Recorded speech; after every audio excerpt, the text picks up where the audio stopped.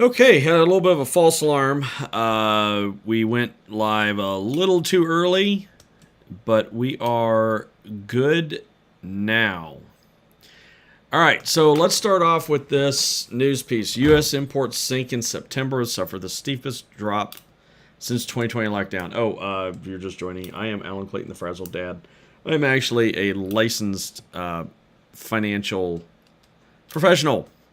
If you're curious about who's licensed and who's not on social media, please go to brokercheck.finra.org and check them out. You will be surprised by some of these people that may or may not have ever been licensed. Anyway, U.S. imports sink in September, suffer steepest drop since 2020 lockdowns.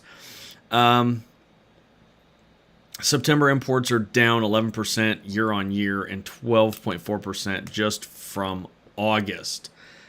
All right, so let's kind of look at just some overall data on what's going on there. So this is something I look at every day. This is if it ever comes up. There we go. Inbound ocean TEUs volume index. All the way over on the left-hand side is April. Actually, yeah, early April. And as you can see, the trend for imports all year has been down. This dotted line down here is what is expected to come into the country over the next 7 days.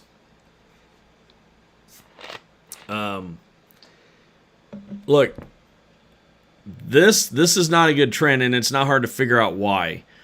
We have increasing prices. Everything's getting more expensive. We have more people working 2 full-time jobs. We have more people working a full-time and a part-time job, which some of those people just want to work a full-time and a part-time job. That's great. But there's a lot of people doing this out of necessity. So,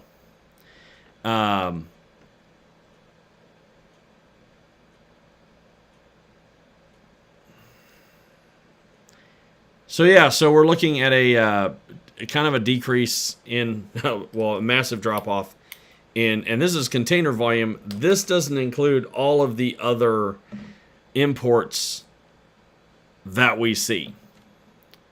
This is just container volume. All right, so this is maritime export shipments. So I like to look at this a couple different ways, but to make it simple for this format, I look at both exports to the United States and imports to the United States on the monthly. A lot of times what I like to do is I like to look at the exports on the monthly and the imports by the weekly, because the monthly tells us where we're going to be in a few weeks, and the imports, I like to know what we're looking at, how that's actually played out with our ports, whether we've seen an increase or a decrease, because sometimes you can see a decrease in shipments from some ports but still see an increase in imports. It just depends on which ports they're coming out of and the size of them. And for those of you wondering, Port of Yangshan, I have no idea why there's 2 boxes here that are exactly the same. I don't know why that is. I don't know. But yeah, so we do have a little bit of a mixed bag over here. Port of Tacoma, they don't get a lot of, they don't really get a lot compared to Houston, LA, Long Beach. So Port of Tacoma's percentage increases swing wildly. So anyway, this is another data point that I look at to kind of tell where we are at in terms of imports and exports. All right. How did we get here? Well, let's go over to marine traffic. All right, so for months, I was watching ship build up in these northeastern ports, right? Like right here, Tianjin. Lots of anchorage buildup. And a lot of the movements of these ships, which I couldn't figure out, were from Tianjin, Shanghai down here, Ningbo, and that's usually the further they would go, and then they would come back up to Tianjin. And it was very unclear as to what was going on. It looked like they could have been loading up a war machine. It took a couple of months to figure this out. So what's actually happening is there's a lot of freight getting loaded up in Tianjin. Now, not as much as we've seen over the last 2 years, but there's just a lot of goods being loaded up in Tianjin. And what they're doing with a lot of this is they are bringing it over to Busan, South Korea. I know it's South Korea. Busan, South Korea. They're unloading these smaller container ships, and then they're loading up bigger container ships from Busan, South Korea to the United States. So all of these little ports up here that we used to get direct shipments from are now bringing smaller ships to South Korea, and then they're loading up big ships and sending them over here. So that reduces the number of ships coming over here. It reduces the amount of containers coming over here. And then some of these ships also from Korea also end up at a Japanese port before they end up over here. We are still getting a couple of ships here and there out of Shanghai. I think about 3 a month for Houston. Not very many for LA and Long Beach, and it is very sporadic. I'll go on the destination map, and there could be 4 ships coming to LA and Long Beach through CMA CMG 1 month, and then a couple weeks later I'll pull it up and there's only 2 over the next 4 weeks. So but is this a surprise? I mean, China has been locked down for 4 months. That's not true. This is why lives are terrible for me. China's been locked down for 9 months. 9 months since the beginning of the year, because it started with they were shut down for the Olympics, then the Paralympics, then it was COVID, then it's one thing after another, and they're just not opening up. And actually, you can see there's gigantic gaps in ship traffic across the northern Pacific into the Bering Sea.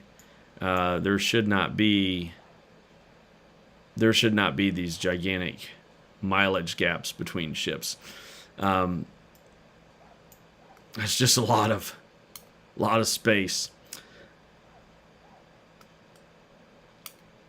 Now, LA and Long Beach are seeing a drop-off, and obviously a drop-off in freight from where they were at this time last year. Part of the reason is A, less freight coming in, which is what we're talking about right now, and B, they're shipping to other ports on the East Coast. We've got Houston, and let's see how far in I zoomed. Oh, that's way too far. We've got Houston. Not all of the green ships are containers. That one is, I think, if I remember right, that one is not a container ship. Yep, general cargo. Now, this could have containers, but we don't know. We don't have the manifest.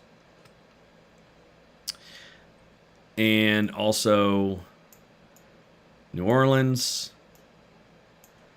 Mobile, Alabama has been more active. There's Savannah, which is always just not always, but it's been, between 30 and 40 ships. This is the pod of anchorage I'm watching to see if that continues to draw down, or if we're going to start seeing increases. If we start seeing increases there with the drawdown in containers coming from overseas, where are we seeing, if there's increases in Savannah, where are there going to be drawdowns at? So if we do continue to see this drawdown, look for this Savannah cluster over the next 4 weeks to loosen up. It's going to take at least that long for this to start to loosen up. And 4 weeks from now, it might only be half of what it is. It's not going to be empty. I don't think it's ever going to be empty. And I mean, we just have companies ordering less stuff. Walmart canceled billions of dollars in purchase orders. By the way, all these unspecified ships out here, most of these are fishing boats off the coast of the United States. Whenever you see, a lot of times when you see clusters of unspecified ships, those are usually fishing boats. But over in China, I know the big talk, let's go back over to China for a second. And then we're going to hit a couple of areas just to take a look at Black Sea and around that gas line break. But if we go back to China and you zoom in, there's a lot of these unspecified ships. And what are they doing there? What are they? I'm going to get rid of some of these other ships and see what ship type. Boom, boom. So we have these clusters of unspecified ships all over the place off the coast of China. What are they? Some of them are actual container ships that are out of commission. Some of them are ships that have been built for decoys. And some of them actually are fishing vessels. But it's really hard to tell which is which. So, yeah, like in a lot of areas where you see big clusters,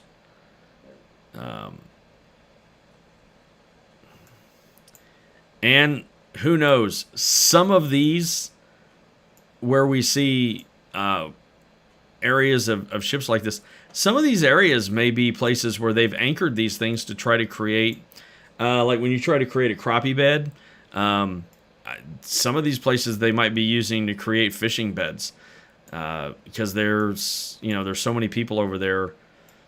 Food is a problem. They have massive problems with food over here. And as you can see, I don't even know how there's any fish left in the sea.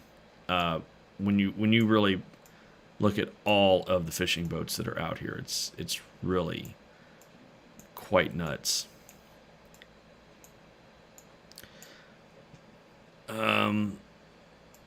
So yeah, so we'll throw the filters back on. We'll go take a quick look at cargo, tankers, fishing. We'll take off. It's a great tool, by the way. If y'all aren't using marine traffic, if you're interested in following some of this stuff, I highly recommend it. It is a fantastic tool. I use this to help my clients, help navigate my clients through the markets. I can tell a lot of what's going on by watching the maps. Oh, there is way more activity in Odessa. So there you go. There's the rumors about Odessa getting all their... I wonder if any of these are containers. Nope, general cargo. So this is all going to be grain coming out of Ukraine. Grain out of Ukraine.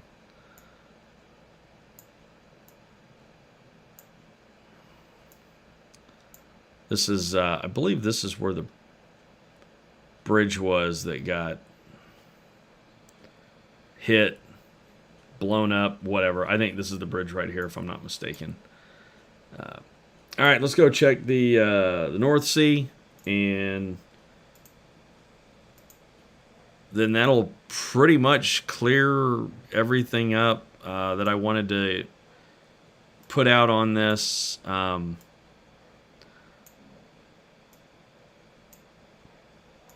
Not Again, we don't really talk about the stock market on here. Do not do specific recommendations. I don't do stock picking.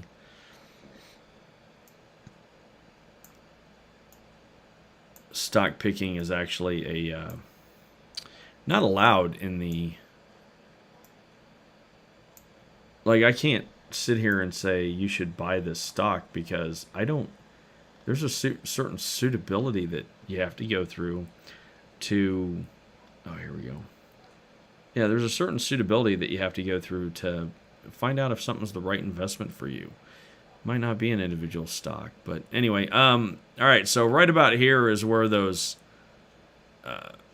Gazprom was hit. Up in here was another spot that Gazprom was hit. And I've seen stuff online where people are like, oh, hey, Gazprom wasn't really hit. Really, because the marine traffic definitely shows that there is a problem here that is impeding marine traffic. So anyway, let me just double check back over here and make sure I hit everything.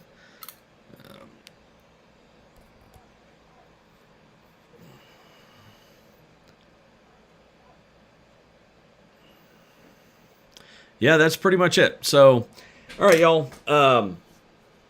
I will be live over on the TT tonight, 9 to 11 p.m. Central. So if y'all want to catch me over there, lots of good stuff going on that side. Long form videos over here, short form videos over there, and you'll find me as the Frazzled Dad on just about every platform except for Twitter. Twitter, I'm just Alan Clayton 1. And be sure to check brokercheck.finra.org to find out if your favorite social media personalities were ever licensed in the industry. And some of them claim they have and have never been. Anyway, with that, we're going to go ahead and end this, and we will do another one maybe tomorrow, maybe later. I don't know. As things dictate is when I do the lives. So, all right, y'all. Frazzled Dad out.